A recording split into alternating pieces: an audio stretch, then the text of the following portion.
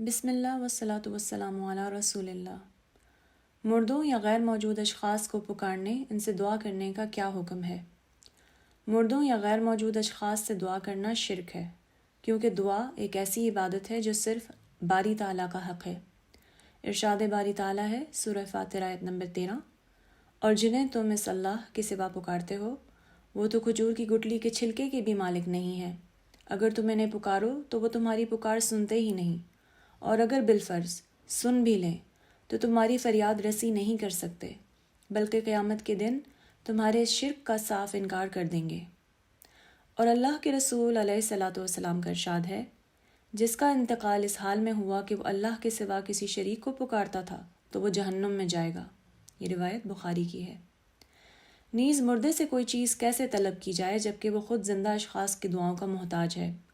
لوگوں کی دعا وغیرہ کا اجر ہی سے مل رہا ہے۔ اس کے علاوہ اس کی موت کے ساتھ ہی اس کے تمام اعمال کا سلسلہ تو منقطع ہو چکا ہے، جبکہ زندہ شخص ابھی عمل کرنے کے مرحلے میں ہے، اور مردے کے لیے جب دعا کی جاتی ہے تو وہ اس سے خوش ہوتا ہے، لہٰذا اسے کیسے پکارا جائے جبکہ وہ خود محتاج ہے؟ البتہ زندہ غیر موجود شخص اپنے سے دور کی بات سنتا ہی نہیں تو جواب کیسے دے گا؟ کیا جنت اور جہنم اس وقت موجود ہیں؟ جی ہاں، جنت اور جہنم دونوں موجود ہیں۔ اللہ تبارک تعالیٰ نے لوگوں کی تخلیق سے پہلے ہی جنت اور دوزخ کو پیدا فرمایا ہوا ہے، اور یہ دونوں کبھی فنا یا ختم نہیں ہوں گی۔ پھر اللہ نے اپنے فضل و کرم سے کچھ لوگوں کو جنت کے لیے پیدا فرمایا ہے، اور کچھ لوگوں کو اپنے عدل سے جہنم کے لیے پیدا فرمایا ہے، اور جو شخص جس جگہ کے لیے پیدا ہوا ہے اس کے لیے وہی کام کرنا آسان کر دیا گیا ہے۔ تقدیر پر ایمان لانے کا مطلب کیا ہے؟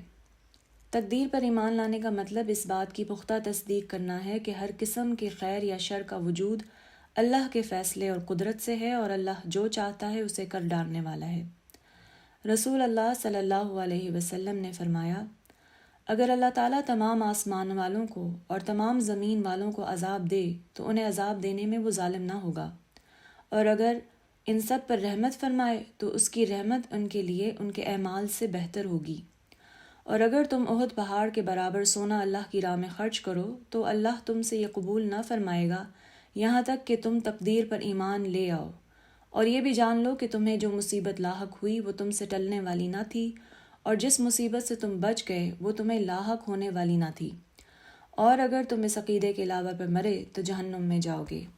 یہ روایت احمد اور ابو داؤد کی ہے۔